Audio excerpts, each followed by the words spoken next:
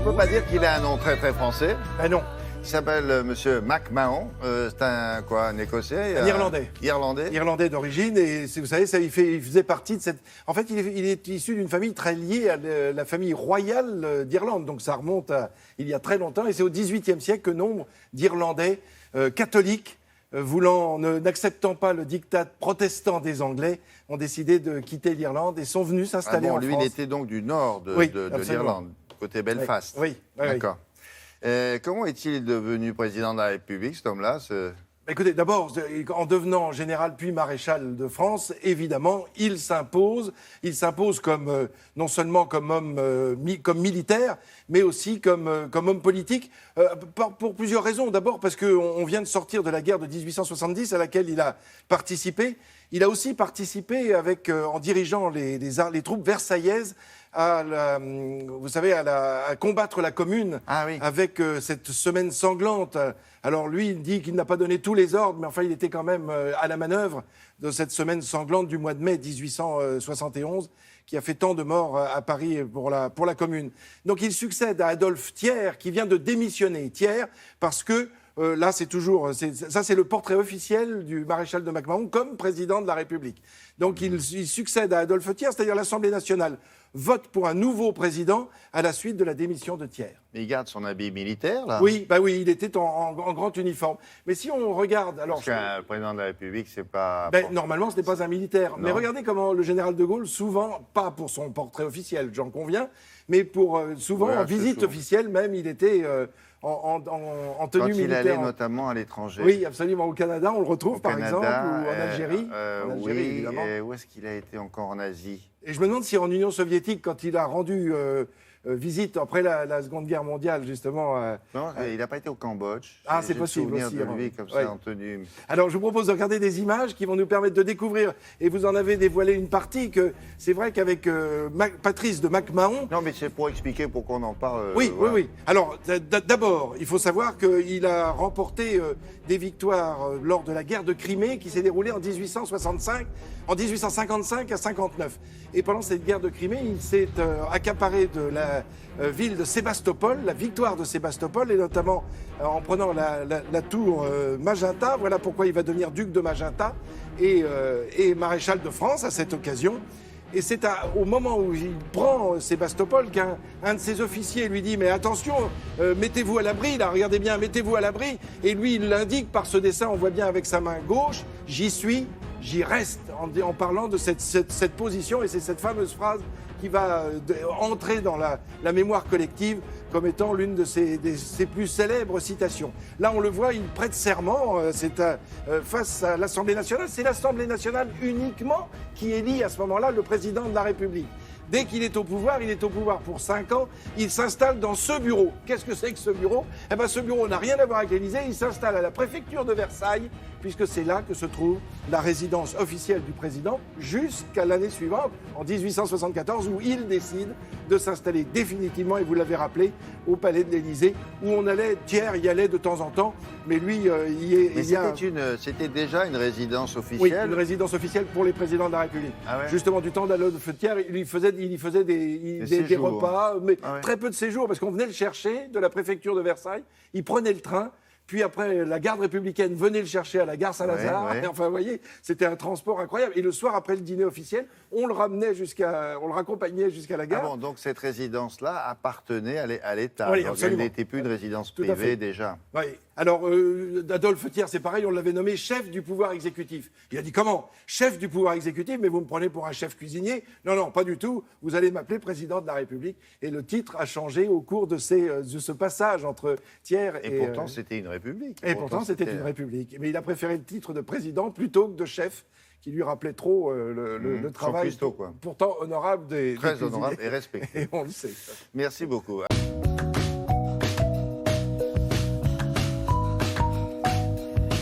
Bonjour Jean-Sébastien. Bonjour, Alors on commence par le tennis parce que Roland Garros oblige. Qu'est-ce qui s'est passé hier ? On va dire que le Français Joe-Wilfried Tsonga n'était pas dans un grand jour. Il n'a pas livré un grand match hier soir. Mais l'essentiel ce matin, c'est que c'est un survivant Pourquoi? Parce qu'il a été malmené hier dans la soirée donc par un Argentin qui s'appelle Olivo, que personne ne connaissait. Mais il est toujours dans le tournoi ce matin, Joe Tsonga. Et regardez donc ce qui s'est passé hier soir. D'abord, cet homme, le superviseur de Roland-Garros, qui a donc interrompu ce match. William, il était 21h52 précisément. 3h50 de jeu déjà. Et il renvoie donc les deux hommes au vestiaire parce qu'il n'y a plus de visibilité pour jouer. Et c'est tant mieux pour Tsonga, car ce match a très mal débuté. Pour lui, il est mené 2-7-1 par cet inconnu, donc issu des qualifications, cet Argentin Olivo, 92e mondial, mais qui fait hier soir le match de sa vie. Regardez ce petit passing. Eh oui. Mais le numéro 1 français qui évidemment, regardez cette image, il est dépité de son gars. Il va réagir quand même, heureusement. Nous sommes maintenant dans le 3e set. C'est là que le destin de son gars se joue. Il y a urgence, sinon c'est terminé pour lui, vous l'avez bien compris. Alors il donne tout ce qu'il a. Et c'est au filet qu'il va essayer de survivre dans ce match, qu'il va chercher les points. Regardez comment il finit ça. Hop, petit amorti sur le côté et ça lui permet de rester dans ce match. Quelle tension quand même. Alors nous sommes maintenant à 5-2 pour l'Argentin. Tsonga est toujours en vie, ça ne tient qu'à un fil. Le Français ne lâche rien. Il arrache le break juste avant la nuit sur ce point. Ça va faire 5-3 pour l'Argentin qui n'arrive toujours pas, vous l'avez compris, sur cet amorti là à conclure ce match. Du coup, je vous l'ai dit, 21h52, les deux hommes rentrent au vestiaire. Tsonga Olivo va donc se poursuivre sur le central ce soir aujourd'hui vers 14h. Alors donc, on espère qu'il va s'en sortir. Là, il va recommencer ce matin. Il perd 2-7. Il perd 2-7 à 1 et il est mené 5-3 dans le 4e. Donc il va servir pour rester en vie, pour essayer d'égaliser à 5-4, pour 5-5 et éventuellement rester dans cette partie. Après, il faudra qu'il en gagne 2 autres. Après, il y a encore un 5e set derrière qui serait décisif dans ce cas-là. Exactement, pour espérer être au 2e tour. Bon. C'est pas fait. À part ça du tennis encore, parce qu'il n'y avait pas que son gars hier sur les cours.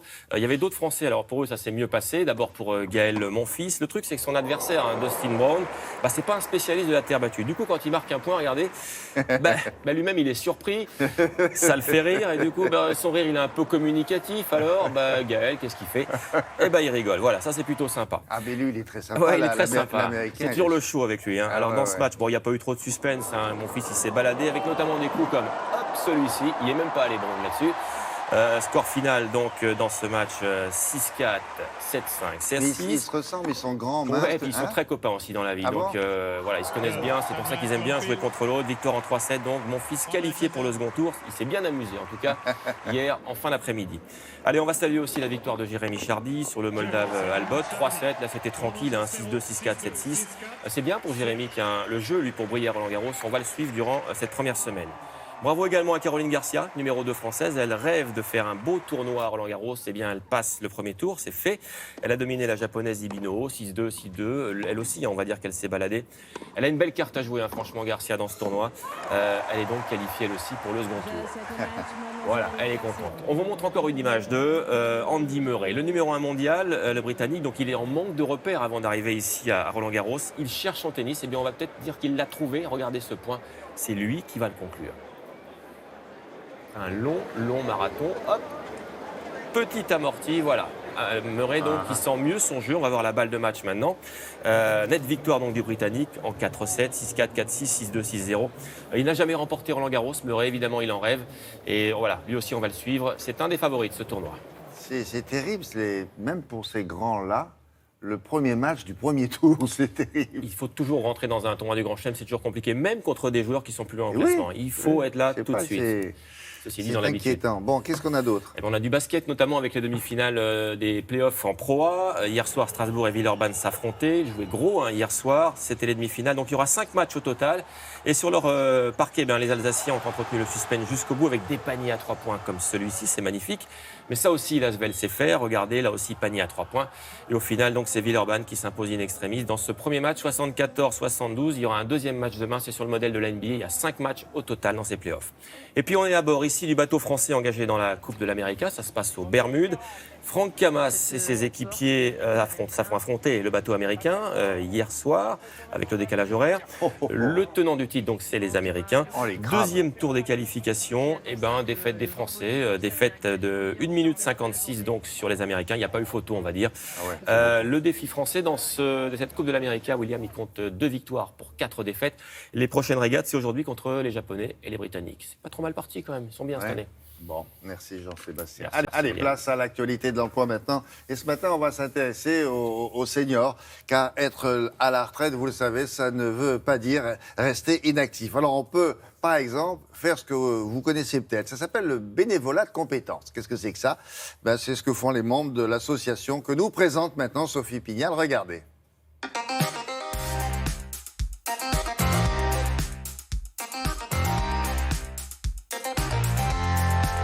Après plusieurs années passées au sein de grands groupes de l'industrie automobile, Guilain a décidé de créer son entreprise.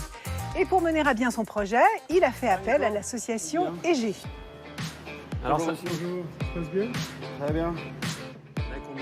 on fabrique et on vend des scooters électriques, d'abord pour la livraison, donc tout ce qui est livreur de pizza ou livreur de sushi en particulier, et puis dans un second temps pour les entreprises qui font de la location en libre service de scooters électriques. Au niveau des rétroviseurs, on a amélioré la rigidité. Au moment où j'ai créé cette boîte, je me suis dit il faut que je sois accompagné parce que je n'avais pas d'expérience en gestion, d'expérience juridique, en marketing, en commercial. Et donc, j'ai décidé de me faire accompagner par cette association. Si l'association EG vient en aide à ceux qui créent leur entreprise, ce n'est pas son unique champ d'action. Salut Bernard. EG veut dire d'abord entente des générations pour l'emploi à l'entreprise.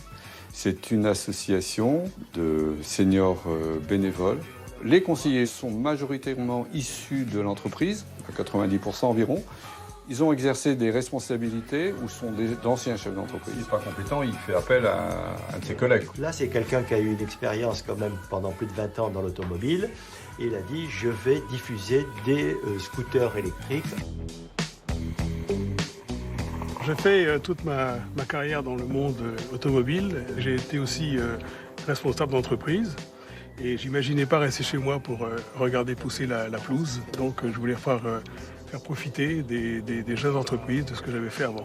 On intervient dans 3 domaines d'activité, l'éducation, l'emploi, l'entreprise. Quelqu'un dit, tiens, j'ai un projet, comment je vais faire? Ils peuvent s'adresser à nous. On va analyser leur projet, ensuite on va l'accompagner pour monter son dossier de manière à ce qu'il puisse le présenter pour pouvoir s'installer. Il y a une accélération très très agréable, c'est très pratique à utiliser en ville. Jean-Guy m'a aidé principalement sur la partie business, je dirais. Il m'a donné des conseils, il m'a fait part de son expérience sur les écueils qu'il faut éviter lorsqu'on lance sa boîte. Est-ce qu'il y a des clients? Quel est le marché? Le business plan, est-ce que c'est quelque chose qui va gagner de l'argent? Donc des travaux de ce type. Et comment est-ce qu'on s'associe avec des partenaires? Aujourd'hui, on a vendu 80 scooters. L'objectif maintenant, c'est de continuer de développer ce marché-là et évidemment d'ouvrir d'autres marchés. L'association EG est présente sur l'ensemble du territoire. Elle a d'ailleurs été reconnue d'utilité publique par l'État. Tiens, ça va vous intéresser aussi, il s'agit d'alimentation, direction l'Italie. Alors vous allez voir là-bas, le gouvernement et une partie de la population se battent pour la reconnaissance de la pizza. Nous allons retrouver sur place notre correspondant permanent, François Baudonnet, qui en connaît un rayon sur la pizza. Mais alors pas n'importe laquelle, hein.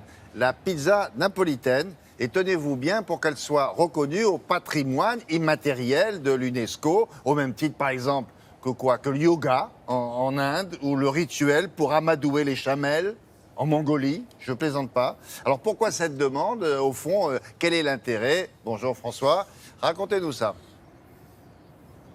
Bonjour William, alors l'intérêt c'est un intérêt de communication, c'est un intérêt d'image. Je me trouve par exemple devant le centre historique de Rome et le centre historique de Rome est classé lui aussi au patrimoine immatériel de l'UNESCO avec par exemple des bâtiments ou des monuments historiques comme le Panthéon ou le Forum. Alors en ce qui concerne la pizza napolitaine, William, je vous en ai amené une ce matin, et bien, je dirais c'est un peu la même chose. Alors d'abord la pizza napolitaine est aux couleurs de l'Italie. Et puis, si elle est classée au patrimoine mondial de l'UNESCO, eh bien, ça va permettre aussi de protéger un peu cette pizza. Vous savez, des pizzas, on en fait partout dans le monde. Souvent, c'est n'importe quoi. Hein, il y a par exemple la pizza à l'ananas. Il y a des dizaines d'exemples comme ça. Les Napolitains et les Italiens en ont assez.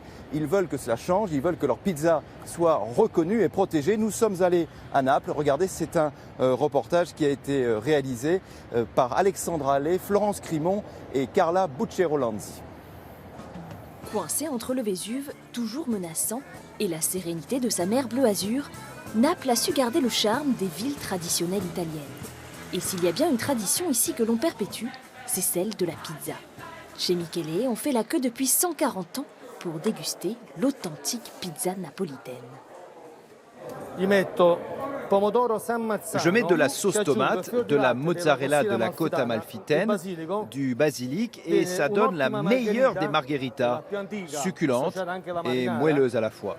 Le succès est au rendez-vous. Chaque jour, près de 800 pizzas sortent des fours. Une saveur unique au monde que les Napolitains veulent préserver. Depuis 2 ans, l'Italie milite pour que la pizza napolitaine fasse partie du patrimoine mondial de l'UNESCO. Une pétition a déjà recueilli 1 300 000 signatures. Si notre pizza entre au patrimoine mondial de l'UNESCO, ce sera la reconnaissance de la culture, de l'identité, de la fierté de tout un peuple qui a déjà su la rendre mondialement connue. En venant ici, les clients recherchent la pizza napolitaine telle qu'elle a toujours été, avec sa pâte épaisse, mais pas trop, un véritable délice. Elle est bonne. Elle est bonne parce qu'elle est fine et parfaitement cuite. Ça, c'est Naples. Cette pizza, c'est Naples. Très bonne cette pizza. Elle représente au mieux notre tradition. Alors, c'est important que l'UNESCO reconnaisse cette spécificité de l'Italie. Naples attend avec impatience la décision de l'UNESCO. Si elle est positive, ce sera une consécration mondiale pour la ville, bien sûr, mais aussi pour l'Italie tout entière. Oui, mais enfin, elle est cuite au feu de bois aussi, c'est important de le souligner. Est-ce qu'il y a de bonnes chances pour que ça marche, ça? Et est-ce que ça va leur permettre d'ailleurs d'augmenter les prix? Oui, alors ça c'est peut-être effectivement une conséquence de ça. Mais oui, j'ai de bonnes nouvelles pour les Italiens. Il y a de bonnes chances que la pizza napolitaine soit reconnue au patrimoine mondial de l'UNESCO. Pourquoi? D'abord parce que en fait, l'inscription a été acceptée par l'UNESCO. Vous savez qu'il y a des inscriptions souvent farfelues qui sont refusées. Celle-là, elle a été acceptée. Donc c'est une bonne nouvelle. Et d'ailleurs, l'UNESCO va se réunir en décembre prochain et on apprendra peut-être que la pizza napolitaine est reconnue au patrimoine mondial de l'UNESCO au même titre que le repas gastronomique français, William, ou encore que la bière belge, puisque la bière belge a été reconnue tout à fait récemment. Donc voilà, les Italiens sont en train de mener un combat tout à fait important pour leur pizza. Et puis l'art de la séduction chez les chamelles de Mongolie. C'est marqué dans le protocole de l'UNESCO, ça je ne savais pas non plus. Merci beaucoup, François. Je ne suis pas compétent là. À bientôt, au revoir.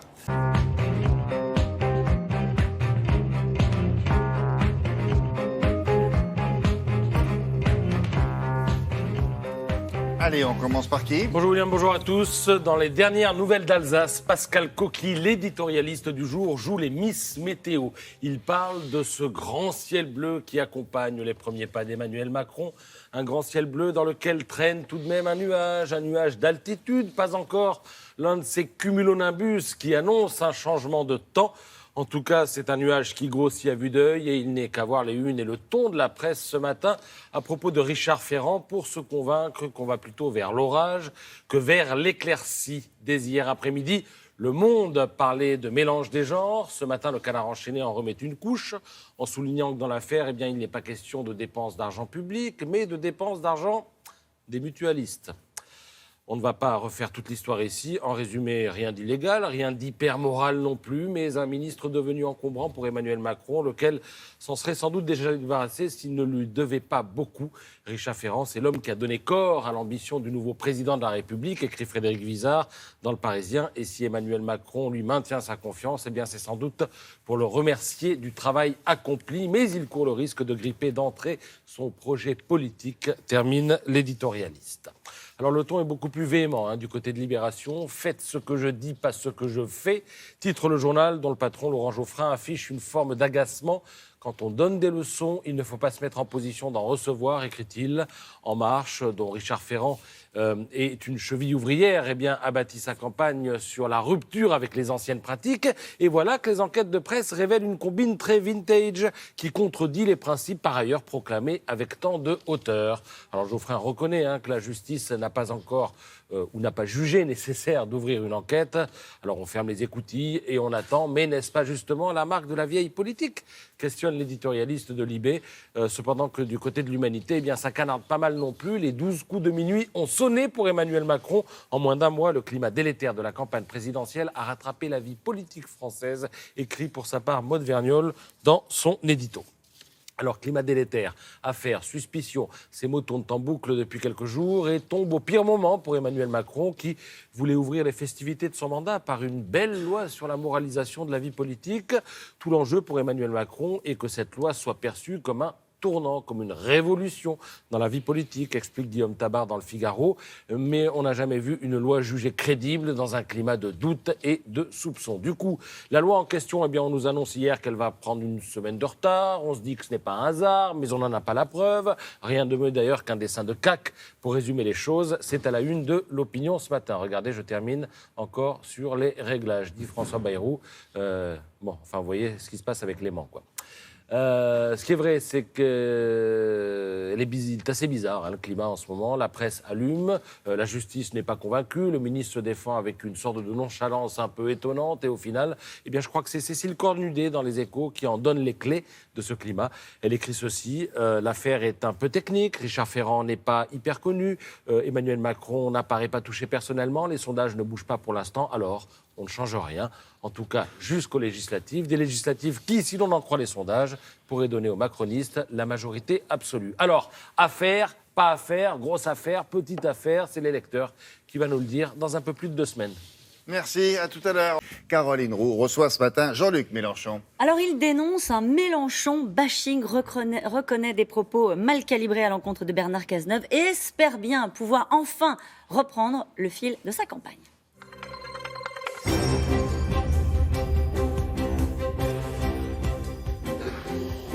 Bonjour Jean-Luc Mélenchon. Bonjour. Je le disais, vous avez admis avoir utilisé des propos mal calibrés à l'encontre de Bernard Cazeneuve. Ça arrive de se tromper. C'est vrai que ça arrive aussi d'utiliser parfois un mot à la place d'un autre. Mais quand on s'est trompé, il arrive aussi qu'on s'excuse. Oui, en effet. Pourquoi vous refusez de vous excuser ? Ce ne sera pas le cas parce que, d'abord, je fais l'objet d'une campagne de diabolisation qui est souvent très cruelle, que je supporte mal, lorsqu'on s'en prend soit à mes proches, soit à mes morts. Mais là, en la circonstance, c'était le 11e discours que je faisais dans la semaine, et l'allusion à Bernard Cazeneuve, qui m'avait accusé de ne pas condamner, de ne pas m'affronter avec le Front National, c'était une réplique. Et dans un discours de 3/4 d'heure, 2 secondes sur son cas déclenchent un roulerie incroyable. Alors, monsieur, on va en rester là. Je ne souhaite pas cette polémique, je ne l'ai pas voulu, ce n'était pas mon sujet. Mais si Bernard Cazeneuve veut faire un procès en diffamation, eh bien qu'il le fasse. Alors peut-être que ce sera l'occasion que l'on mette à plat les circonstances dans lesquelles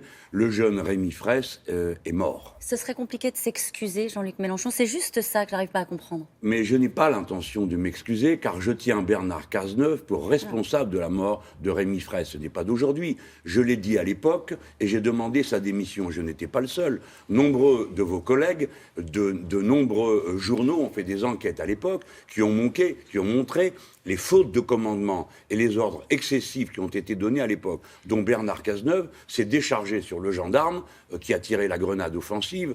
On se pose la question de savoir pourquoi on utilisait des grenades offensives dans ce champ. Et sur le préfet, ce n'est pas juste. C'était à lui d'assumer sa responsabilité parce que tous les ministres sont les chefs de leur administration. Voilà. Donc il n'y aura pas d'excuses. Et si M. Bernard Cazeneuve veut faire un procès, alors il le fait et nous pourrons convoquer les témoins pour montrer ce qui s'est passé cette nuit-là. Alors vous parlez de Mélenchon bashing. On va dire de diabolisation comme ça, c'est français. Voilà. La petite musique, c'est d'expliquer que vous avez une blessure à l'ego. Que vous avez une blessure depuis le premier tour de la présidentielle, avec une déception que vous n'avez pas réussi à surmonter. Ça vous fait sourire, mais ça veut dire que vous l'avez digéré, cette présidentielle, c'est ça qui se joue ? Oui, je crois que je suis le seul homme politique qui déchaîne des passions psychologisantes de cette nature. On m'examine, on m'ausculte mon caractère parce que je suis un méridional, je parle avec les mains et on voit mes sentiments sur mon visage. Mais Madame Caroline Roux, j'ai pas de mal à vous dire qu'une demi-heure après avoir compris que j'avais raté le deuxième tour de l'élection présidentielle à 600 000 voix, non, je n'étais pas d'humeur à faire la fête, sortir les confettis et boire le champagne. Alors, ça s'est vu sur mon visage, et après, de là, on a fait toutes sortes de choses qui m'empêchent de parler de politique. Voyez-vous, nous sommes déjà en train de perdre la moitié de notre émission à parler de mon caractère, de mes phrases et de mes mots. Vous avez parlé du Mélenchon bashing, c'est pour ça que j'y reviens. Vous considérez qu'il y a une forme d'acharnement sur votre caractère, sur ce que vous êtes Forcément, on ne veut pas s'en prendre à mon programme, donc on s'en prend à ma personne. C'est assez classique. Sauf que comme ça fait maintenant 1 mois et demi que ça dure, comprenez qu'à la fin, je finisse par fatiguer. Alors, le Premier ministre a expliqué hier que Richard Ferrand resterait au gouvernement malgré, dit-il, l'exaspération des Français qu'ils reconnaissent sur ces sujets-là d'une manière générale. Il dit qu'il n'est pas mis en examen, il n'est pas dans l'illégalité. Ça vous suffit comme explication ? Ça me convient, parce que tant que cet homme sera là, il sera un discrédit pour tout le gouvernement. Donc les Français voient qu'entre ce qu'avait dit M. Macron et ce qu'il fait, il y a déjà un océan. Et en effet, M. Macron est assez largement une illusion. Et plus vite elle sera dégonflée par les faits, mieux nous nous porterons. Mais je ne voudrais pas que la question de la moralisation de la vie publique est indispensable, j'en suis bien d'accord. Fasse oublier qui est le maître dans ce pays, c'est le peuple. Donc je propose une mesure, puisque Monsieur le Premier ministre a dit, puisque Monsieur le Président de la République a dit que c'est le peuple qui sera le juge, alors je dis chiche, donnez au peuple le droit de révoquer les élus, et vous verrez qu'il ne se trompera pas trop. Permettez-moi, Caroline Roux, de dire encore une chose. Tout à l'heure, je vais voir M. Bayrou. Je ne voudrais pas que le blabla et la gesticulation sur la moralisation de la vie publique fassent perdre ce qui, à mes yeux, est essentiel. C'est la lutte contre la fraude fiscale, contre les paradis fiscaux, contre le moyen de cacher ses revenus, et ainsi de suite. Et d'ailleurs, j'en profite pour dire que puisque la Société Générale m'en veut d'avoir dit que son président avait menti, eh bien, je pense que ce vendredi, nous allons faire dans toute la France, devant les sièges de la Société Générale, des démonstrations pour rappeler aux gens que la fraude fiscale nous coûte 85 milliards, c'est-à-dire davantage, presque 2 fois, le service de la dette de ce pays. Il faudrait s'en souvenir. Vous avez utilisé un mot là que vous utilisez aussi ce matin dans le Parisien. Je fasse attention aux mots. Hein. Bah oui, je crois bien. Ouais. Macron, vous avez dit c'est une illusion. Vous dites un peu plus loin dans l'interview que vous accordez au journal, c'est une arnaque. Qu'est-ce que ça sous-entend que son élection n'est pas légitime? Peut-être que le mot est mal calibré. Je sais pas, c'est vous qui vous assumez, les deux. Bien sûr, mais toujours. Bon. Si la politique doit devenir une sorte de fromage pasteurisé où on va, il faut pouvoir dire les mots, il faut qu'ils puissent... Mais pourquoi une arnaque? Mais parce que les gens ont cru voter, certains d'entre eux ont voté pour empêcher Mme Le Pen d'être élue alors que le danger n'en existait pas. Je parle du premier tour, n'est-ce pas?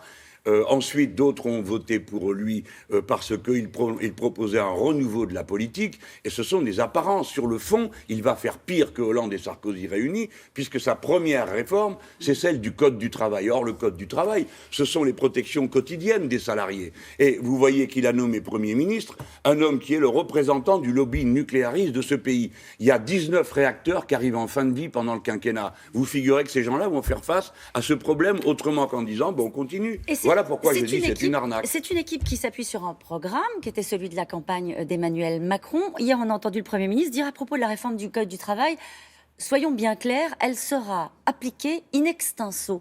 Qu'est-ce qui pourrait s'opposer à cette volonté ? Alors, beaucoup de choses. D'abord, on va finir par savoir ce qu'il compte réellement mettre dedans, parce que je vous signale que vous et moi, on parle de quelque chose dont on ne sait rien. Sinon qu'il a dit qu'on renégocierait tout dans l'entreprise, ce qui est le plus grave à mes yeux. Ça veut dire qu'il n'y a plus de loi, il n'y a plus de code. Et le code du travail, c'est pas comme le code de la route. Hein. Chaque page est écrite avec de la sueur, des larmes et des luttes ouvrières. C'est de ça dont on parle.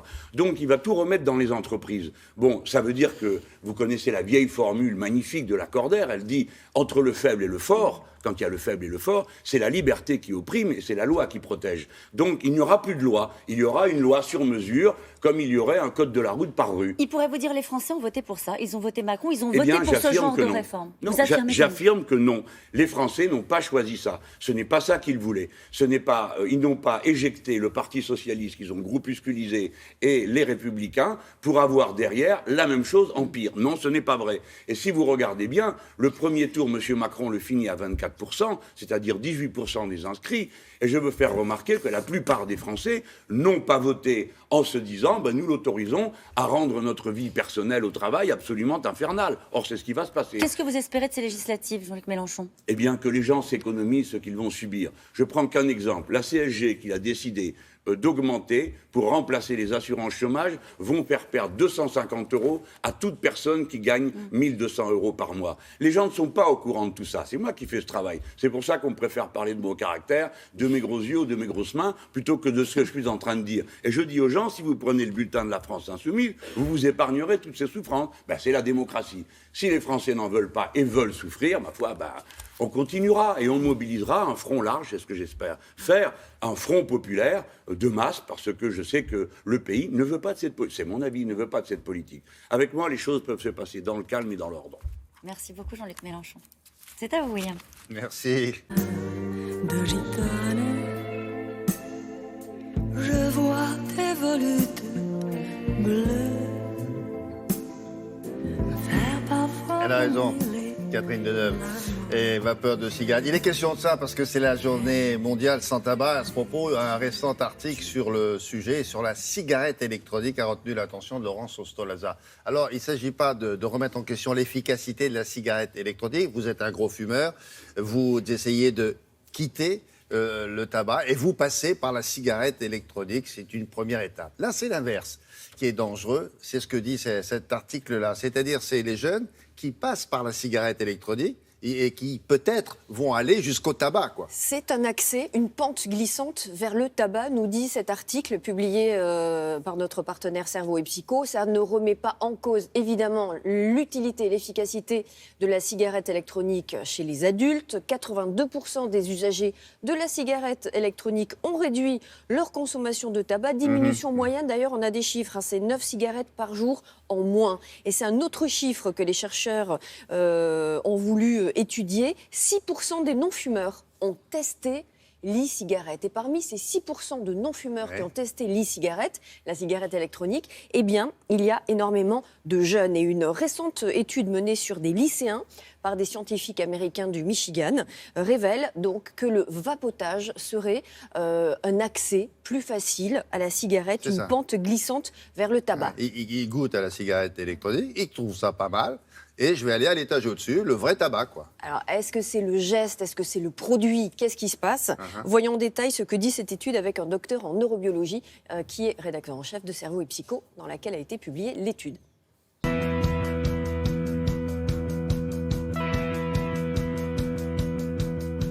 Les chercheurs du Michigan ont montré que des lycéens en terminale qui vapotent, c'est-à-dire qui fument la cigarette électronique, ont 4 fois plus de risques un an après d'être passés à la vraie cigarette, au tabac, que des lycéens du même âge qui n'auraient pas été en contact avec la cigarette électronique.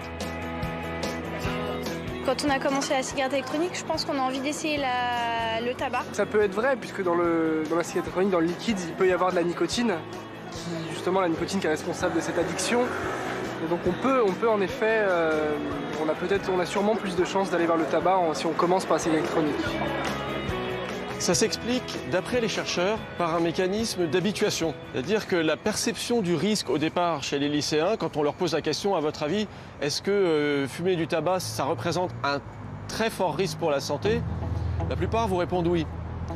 Mais ce qu'on voit, c'est que ceux qui vapotent, un an après, on leur repose la même question, ils disent « bah non, à mon avis, fumer du tabac, ça ne représente pas un très gros risque ». Leur perception du danger du tabac a complètement évolué. J'ai commencé la cigarette normale il y a peut-être 2 ans, 3 ans. Après, j'ai fumé la cigarette électronique et là, je fume quand même des cigarettes normales. Là, je fume les deux en fait. Ce que les chercheurs ont constaté, c'est que c'est plutôt par des habitudes. C'est le geste. Finalement, ces jeunes qui vapotent se retrouvent en compagnie d'autres jeunes qui fument de la cigarette et puis ils ont les mêmes comportements. Je préfère la cigarette normale, l'allumer, enfin je sais pas, c'est peut-être psychologique, mais je préfère la cigarette normale à la cigarette électronique. Je saurais pas vous dire pourquoi même. Il y a eu une grande mode de la cigarette électronique depuis environ 5 ans, parce que pour ceux qui sont dans le tabagisme pur, effectivement ça aide à ne plus consommer des substances toxiques. Mais l'explosion de ce marché a fait qu'il y a eu un côté design, un côté gadget, et les jeunes sont aussi attirés par ça. Et se sont dit effectivement qu'ils pouvaient fumer sans danger. On sait que chez les jeunes, il y a une grosse pression des personnes du même âge. Quand vous avez un certain nombre d'ados dans votre classe qui vous disent « Allez, fume, si tu fumes pas, t'es pas cool », à ce moment-là, si vous hésitez parce que vos parents vous disent « Bah non, la cigarette c'est dangereux », vous dites bah, « Je vais trouver un entre-deux ». Ça va être la cigarette électronique. Après, est-ce que c'est une entrée définitive dans le tabac? En général, oui. On sait que la première cigarette est très prédictive du tabagisme futur. Hein. Laurence, vous êtes aperçu que cette étude en contredisait une autre. Oui, elle contredit une précédente affirmation des autorités sanitaires britanniques qui niait justement tout lien entre le vapotage et l'entrée des jeunes dans le tabac. Là, on voit qu'il y a 4 fois plus de risques de toucher à une cigarette en débutant par le vapotage, peut-être en raison du geste, peut-être en raison du produit inhalé. Il y a de la nicotine dans la cigarette électronique. Donc quand vous passez de 0 en tant que non-fumeur à la cigarette électronique dans laquelle il y a de la nicotine est un produit addictif. C'est un outil assez neuf, la vapoteuse. Donc il y a de nombreuses études qui vont nous dire s'il y a plus d'innocuité ou plus c'est inoffensif ou pas dans les mois et les années à venir. Ouais, excusez-moi. Parce que dans mon oreille, j'ai un vapoteur. Un vapoteur. Oui, dis donc. Il y a des cigarettes électroniques sans nicotine.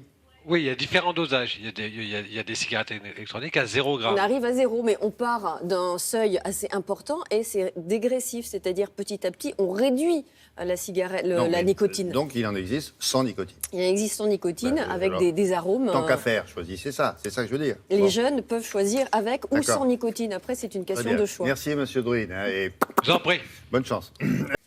On va démarrer avec cette demi-heure avec Anna Reinhardt qui régulièrement a toutes les clés des coulisses, des spectacles. Et là, vous allez voir, c'est un spectacle de danse signé d'un chorégraphe français spécialisé dans le hip-hop, que vous connaissez bien, j'en suis convaincu.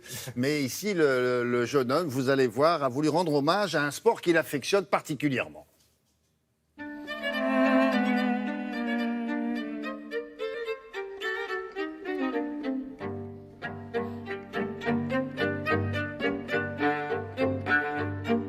Mon envie de départ, c'était de mettre en scène la boxe parce que j'ai été boxeur moi-même petit et j'ai toujours rêvé mettre en scène cet art et le mélanger à la chorégraphie, le faire dialoguer à la musique, à la danse, aux danseurs. Voilà, c'était cet objectif de partager cet art au plus grand nombre.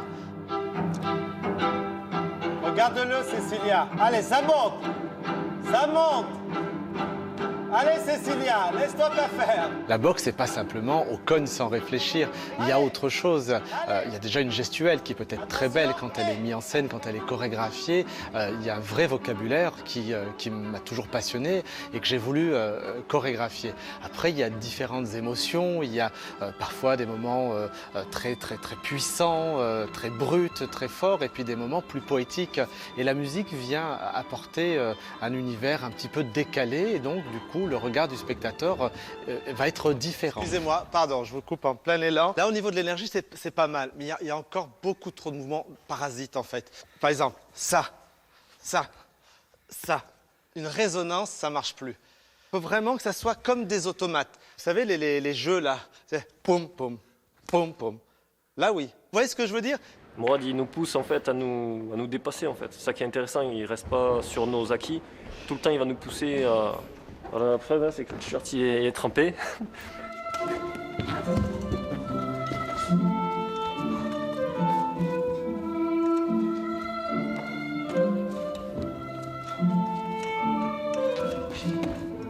Attention, parce que c'est vrai que la musique, elle vous emmène dans quelque chose. Reste toujours dans ton attitude de boxeur. Parce que là, sinon, vous rentrez dans quelque chose de tout gentil. Tout gentil et ça marche plus.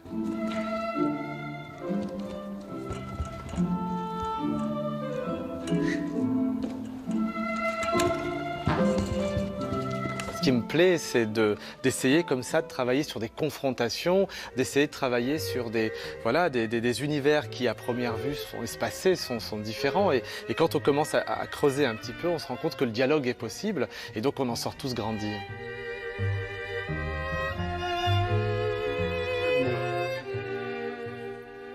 Voilà, vous l'avez deviné, ça s'appelle comment? Boxe. Bah oui, 2 fois. Boxe. C'est au Théâtre du Rond-Point. C'est à Paris. Vous avez le temps, hein, vous en avez pour 18 jours, c'est jusqu'à la mi-juin.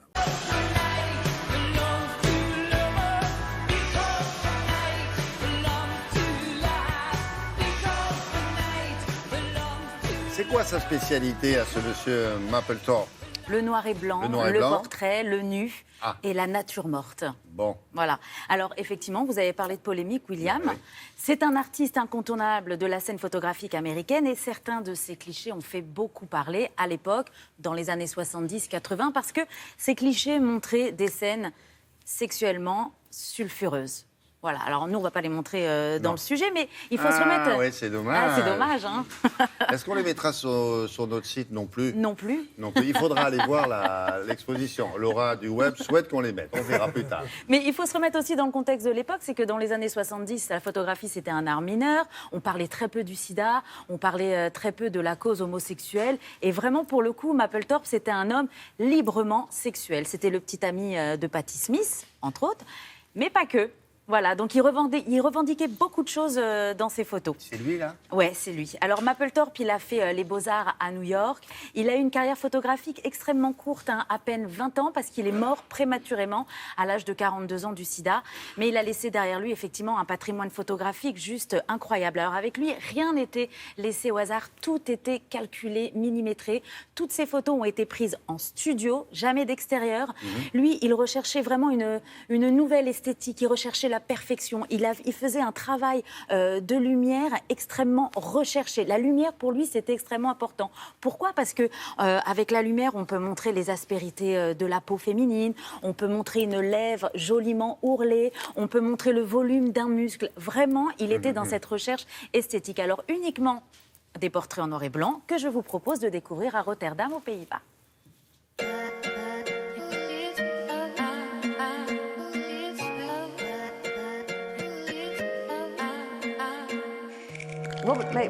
Mapplethorpe est un photographe qui s'est battu pour être respecté en tant qu'artiste. Son obsession était celle de devenir connu. Son travail a parfois été controversé pour des clichés sexuellement explicites.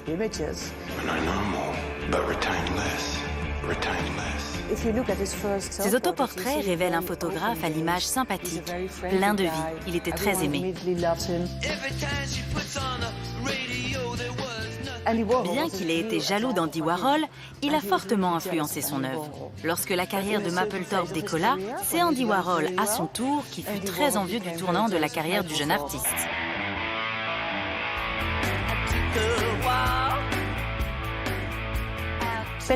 Patti Smith et Robert Mapplethorpe se sont rencontrés lorsqu'ils avaient une vingtaine d'années. Ensemble, ils ont vécu une passion de plus de 2 ans. Patti Smith a joué un rôle clé dans la carrière du photographe. Elle a été un soutien solide. Elle lui disait souvent « concentre-toi ». Ce à quoi il répondait « toi aussi concentre-toi et fonce ».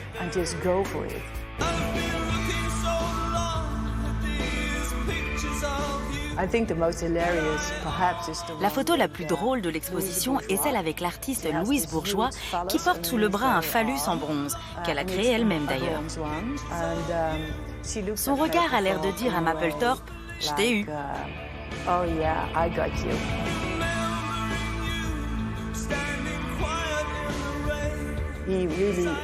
Mapplethorpe a toujours été fasciné par la peau et le corps des hommes afro-américains. C'était une source d'inspiration intéressante. Il faisait poser ses modèles tels des sculptures. Et si on regarde bien, ces clichés font écho au travail du sculpteur français Rodin.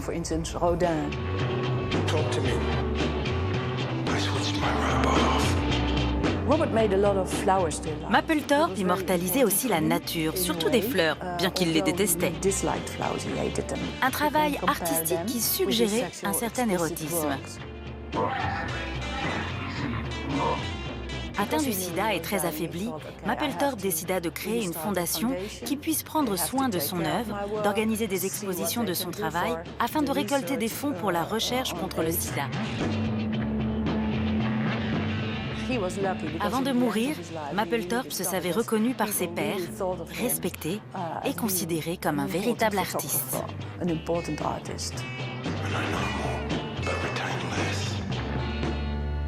Ah oui, effectivement, là, je n'ai pas retrouvé les photos qu'on avait l'habitude de voir quand on parlait de Mapplethorpe, effectivement. Oui, ça, c'est très soft ce que vous avez fait. C'est très soft ce qu'on a montré. Et c'est vrai qu'il se prenait lui-même pour un sculpteur, parce que certaines de ses photos font penser à des sculptures de Rodin. Elle va se déplacer? Non.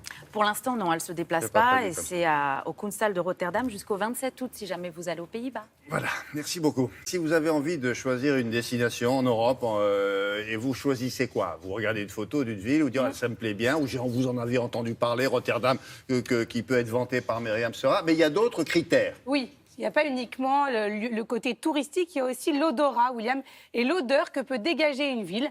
En tout cas, c'est la nouvelle campagne de Thalys, c'est l'odeur de la ville. Il y a 16 destinations et l'idée, donc là, vous voyez le petit film promotionnel, mais il y a même une exposition à Bruxelles où vous allez pouvoir sentir des fioles avec l'odeur de la ville en question. Ah bon? Oui. Alors là, le problème, c'est qu'en télé, c'est compliqué. Il faut trouver un système. Il y avait ça sur les smartphones. On pouvait brancher aussi des petits kits d'odorat. Il faudrait la 5e dimension, quoi. En même temps, on vous diffuse une image et mais vous avez l'odeur qui correspond et qui sort de votre téléviseur. Ça serait pas mal. Au même moment. Vous imaginez si on ressentait l'odeur de Télématin? Oui, c'est on double d'image. Une sorte de rosé.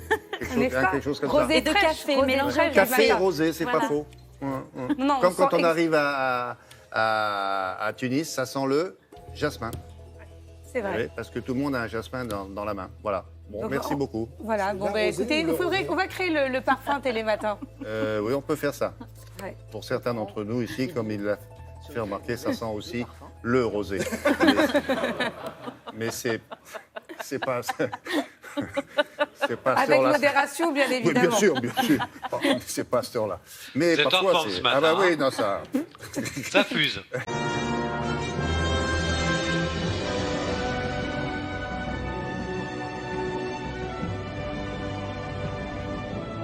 Alors, vous ne connaissez peut-être pas son nom, je ne parle pas d'Alex Jaffray, grand spécialiste international de la musique à la télévision et ailleurs, mais vous avez entendu la musique de cet homme-là, notamment sur la célèbre trilogie du Seigneur des Anneaux. Et Alex Jaffray s'est dit, je vais vous parler de cet homme, parce qu'il est unique en son genre. Exactement. Comment il s'appelle? Il s'appelle Howard Shore. Howard comme Howard et Shore comme S-H-O-R-E. Alors, comme ça ne vous dit rien comme ça, mais voilà un garçon dont la vie qu'on voit ici, voilà, Howard Shore, la vie de ce garçon est un film. Ça veut dire qu'avant d'atteindre la notoriété planétaire avec, vous l'avez dit, le Seigneur des Anneaux, la trilogie, ça lui a permis de repartir avec 3 Oscars, 5 Grammy, 2 Golden Globes. Quand on a été chez lui, vous allez voir, il a une belle étagère, bien remplie. C'est un homme... c'est un homme qui a 60 ans passés, ouais. Voilà, qui est né en 47. Pour tout vous dire, il a commencé sa carrière, il était le directeur musical de l'émission Saturday Night Live. Ah, bien. Oui, voilà. Et le nom, les Blues Brothers, c'est lui qui l'a inventé. C'est lui, un jour, il y a Dan Aykroyd et Belushi, les 2 comédiens, qui viennent lui dire, on aimerait faire des reprises de blues comme ça. Ils sont arrivés avec des costards bleus, il fait, vous êtes les Blues Brothers. Bim. Et il a commencé comme ça. Ensuite, il a rencontré David Cronenberg, avec qui il a fait tous les films La Mouche, Chromosome, enfin tous ces films-là. Ensuite, il a rencontré Martin Scorsese, avec qui il a fait Hugo Cabret, Shutter Island, Les Gangs de New York. Ensuite, il a rencontré Peter Jackson, avec qui il a fait... Mais il rencontre que des bons, lui. Hein. Il rencontre que des bons. C'est comme moi, quand je vous vois tous. J'ai envie de vous embrasser, mais on fera ça tout à l'heure. Oui. Voilà. Et donc, Howard Shore, pourquoi je vous en parle? C'est parce que le 7 octobre prochain, il sera à Paris. Oui, il sera à Paris, à la salle Playel, pour un ciné-concert de malade. Vous avez évidemment un orchestre, et vous avez les images projetées, et Howard Shore en personne qui viendra. Et je peux même vous dire une petite surprise. Il va diriger l'orchestre? Il va diriger certaines parties du concert. Ah ouais. Voilà, exactement. Avec les images qui correspondent. Avec les images, voilà. Et pas seulement un film, mais toute sa carrière. C'est-à-dire, regardez, ça c'est l'affiche. Donc vous avez, le gars peut aussi bien faire donc Hugo Cabret que Le Seigneur des Anneaux, que Le Silence des Agneaux, que Madame Doubtfire. Vous imaginez? Il a écrit tout ça, Howard Shore. C'est ça qui est incroyable. Le 7 octobre, donc voilà. Et alors, petite surprise, je ne suis pas censé vous le dire, mais je vous le dis quand même, à la fin d'Hugo Cabret, vous savez, Hugo Cabret de Scorsese, eh bien, la chanson générique est chantée par la chanteuse Zaz. Eh bien, elle sera sur scène, là. Zaz aussi, en plus. C'est pas dingue? C'est fou, ça. Qu'est-ce qu'on a fait? On était le rencontrer à New York. Non. Une heure de New York. C'est vous qui avez... Oui, c'est moi qui dis les gestes. Eh ben voilà. Eh ben ça part en vacances. Eh ben c'est une fois par an, donc voilà. Vous avez les fiches pour les robots? J'ai toutes les fiches, voilà. Allons-y. Regardez.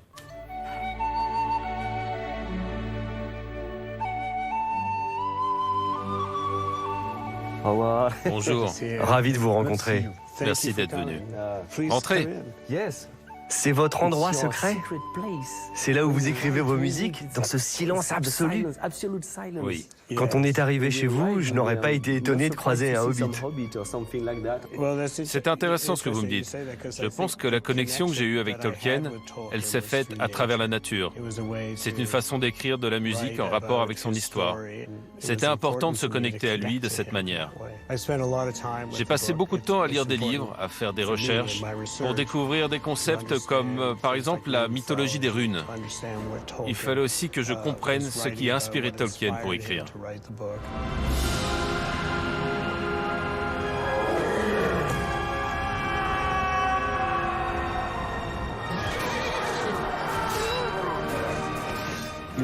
Vous écrivez sur ce bureau? Oui.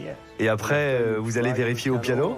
En fait, j'ai tellement écrit de musique, j'en écris depuis que je suis très jeune, qu'aujourd'hui, j'intériorise la musique. C'est devenu un art très visuel pour moi.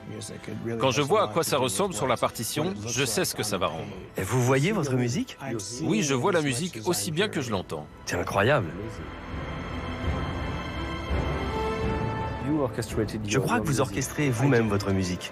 Oui, c'est ce que j'ai fait sur Le Seigneur des Anneaux. C'est l'expression directe de ma passion. Je ne voulais pas que d'autres se retrouvent avec des partitions, avec des notes en bas de page et des instructions pour diriger l'orchestre ou pour enregistrer.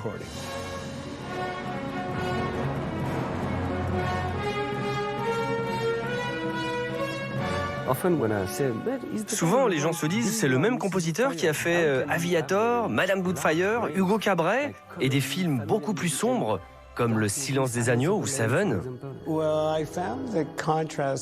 En fait, j'aime les contrastes. J'ai besoin d'exprimer plein d'idées différentes à travers ma musique.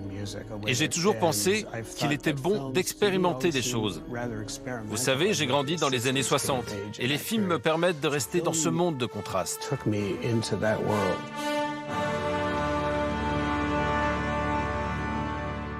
Ah, c'est formidable. Il s'est acheté une cheminée pour mettre, il en a tellement. Oui, et là, il n'y a qu'un étage parce que vous avez les Golden Globes, les 3 Grammy. Sa maison ressemble à un manoir écossais, c'est bizarre. Et c'est dingue. Et que je vous le disais, on est à 1 heure de New York, c'est incroyable. Regardez, et ça, c'est les rééditions en vinyle, par exemple, de la bande originale de Crash, le film de Cronenberg. Et vous voyez les rééditions, où il donc réédité en vinyle avec un graphiste qui fait tout un travail dedans, c'est absolument splendide. Donc, mais tout ça, c'est la rigolade. Le 7 octobre à Playel, il faut y aller, franchement, ça va être dingue. La réservation est ouverte ou pas là? Bah, j'espère bien. Enfin, sinon, donc il est devant vous, il y a 60 musiciens. Ouais. Et derrière, et en face de lui, 75. il y a un immense écran. Il y a un immense écran, 75 plus des choristes. 75 musiciens. musiciens. Exactement, c'est l'Orchestre National d'Île-de-France qui sera là. Et si jamais d'ici là, vous avez un petit peu de temps, vous pouvez aller au festival La Musique fait son cinéma à Soisy-sous-Montmorency et qui fait un joli hommage à monsieur Michel Magne. Ah vous oui savez, les tontons flingueurs, etc. Donc voilà, regardez, l'affiche est ici. C'est jusqu'au 2 juin, donc c'est-à-dire jusqu'à dans pas longtemps. Et c'est très chouette. Voilà. C'est dans 2 jours. C'est dans 2 jours, des petits concerts, des Merci rencontres. beaucoup. Voilà, c'est moi. Allez, au revoir. Au revoir. Tu peux retourner à New York? Non. Non. Les tickets? Oui, d'accord. En 2022. Non, mais les frais de mission, il faut que moi je récupère tout ça après, bien Le sûr. dollar est très haut.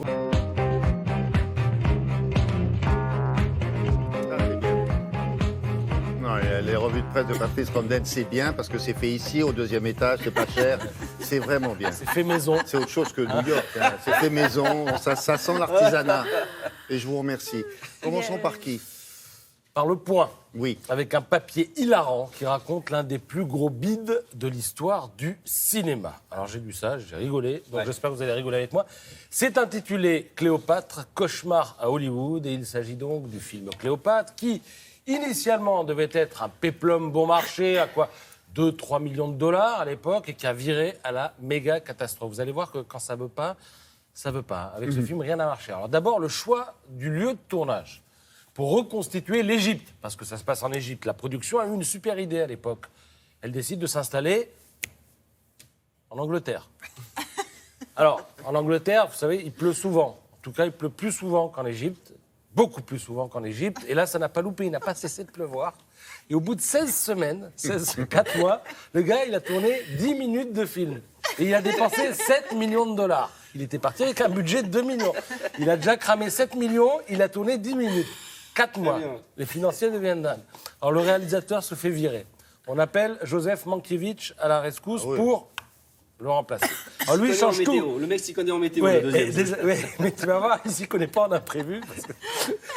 D'abord, il regarde le scénario, le décor, il dit non, on change tout. Il jette les 10 minutes, il dit on change tout. Il envoie tout le monde à Rome. Ils arrivent à Rome, il dit là, à Cinecittà, ça va fonctionner. Et là, à Rome, avalanche de problèmes. Le décor, pas prêt. Les costumes, pas prêts. La construction du palais, parce qu'ils construisent un palais, le palais de Cléopâtre, fait un mort. Donc les gars, ils vont quand même bosser. Bon. Et ils reconstruisent aussi le forum, sauf que les proportions sont pas bonnes. Il est 2 fois trop grand. Et à la fin, au moment où ils se disent, bon, qu'est-ce qu'on fait? Inondation, le forum inondé, inutilisable. Bon, là, ils ont encore claqué je sais pas combien de millions. Voilà. 3e problème, les acteurs. Ah oui. Cléopâtre, c'est Elizabeth Taylor. Oui. Le producteur avait dit, quand on lui avait proposé, on va avoir que des ennuis avec elle. Oui. Mais non, mais il faut la prendre, elle est bankable et tout. Bon, déjà, elle avait demandé un cachet qui, à l'époque, était faramineux, 1 million de dollars. Et parmi tous ces privilèges exorbitants, alors elle a obtenu de ne pas travailler, je lis dans Le Point, c'est marqué noir sur blanc, les 2 premiers jours de ses règles. Or, elle a un petit problème hormonal apparemment, car elle est régulièrement absente. Elle va être absente 99 jours sur 122. Mais elle est payée pendant ce temps. Alors, du coup, le réalisateur Mankiewicz, il décide d'en rire presque. Il affiche dans son bureau le calendrier des cycles menstruels. Non. Mais oui, et il fait, c'est pas très délicat, mais bon, il le fait parce qu'il en a marre, quoi. Et puis, il dit, et il rajoute tous les jours, elle va rentrer dans le livre des records. Elle va rentrer dans le livre des Mais alors, records. il tourne quasiment pas. Mais alors. il tourne quasiment Et pas. alors, Attendez, c'est là ils qu'il y a l'histoire d'amour entre elle et mais Richard oui, Burton. attendez, 4e problème. Ah oui. Regardez la photo. Sur la photo, vous allez voir Elizabeth Taylor dans les bras de son mari. C'est à droite. C'est Eddie Fisher. Voilà. Mais elle va pas y rester longtemps dans les bras de son mari parce qu'elle joue avec, donc, à gauche, Richard Burton, celui qui est accoudé. Alors, il repart à Hollywood, le mari. Oui. Et là... Mais pire que ça, c'est qu'ils vont se disputer. Burton va menacer le mari de mort, lequel ne sait pas quoi faire. Il va se plaindre au réalisateur. Il dit, mais c'est quoi ça? Parce qu'il est revenu après en disant, tiens, j'ai entendu des bruits. Il fait le va-et-vient. Il revient voir si sa femme... Et en fait, c'est vrai. L'autre lui dit, je vais te péter la tronche. Les deux se disputent. Alors, le réalisateur, Taylor, elle dit, moi, si c'est comme ça, je me suicide. Tentative de suicide sur le tournage. Le réalisateur, il prend des médicaments. Et on ne tourne pas, on tourne pas. Non, on ne tourne pas, ou très peu. Finalement, 2 ans plus tard, le film sort, 1963. Et alors là, c'est la chute du papier. Le jour de la première à New York, vous avez l'envoyé spécial de NBC, grande chaîne de télé américaine, qui déclare à Mankiewicz, « Monsieur, ce film, toutes mes félicitations, c'est une merveilleuse création. » Et l'autre qui lui dit, « Bien, vous devez être au courant de quelque chose que j'ignore. » Alors, tout est raconté en détail dans un livre, en plus, bon, c'est dans Le Point et sur le site internet du Point, mais aussi raconté dans un livre qui remet les choses dans un contexte plus global. Alors, ce livre s'intitule « Hollywood ne répond plus », parce que... Pourquoi un contexte global? Parce que la Fox, qui produit le film à l'époque, en produisait aussi 2 autres en même temps. L'un avec Marilyn, qui d'ailleurs passe son temps à se plaindre que tout l'argent aille chez Cléopâtre, parce qu'elle voulait elle-même jouer le club, donc elle était jalouse. Et puis l'autre film, c'est un film qu'on connaît, qui a fait carrière, c'est Le jour le plus long, qui a été bouclé, lui, en 4 mois, avec 4 fois moins d'argent, et réalisé par Daryl Zanuck, qui ensuite prendra dans la foulée, grâce à ce succès, le contrôle de la Fox. Voilà. Donc le titre du livre, c'est Hollywood ne répond plus, et son auteur, Olivier Rajman, sera dimanche prochain à Vernon pour une signature au château de Bizy. Très bien, merci beaucoup. On a le temps de parler de la grève des livraisons d'essence. Alors où en sommes-nous? Est-ce qu'on a un moyen de se renseigner pour savoir quelle est la station qui est ouverte et qui est ravitaillée ou pas? Exactement, il y a une application, William, qui s'appelle Essence.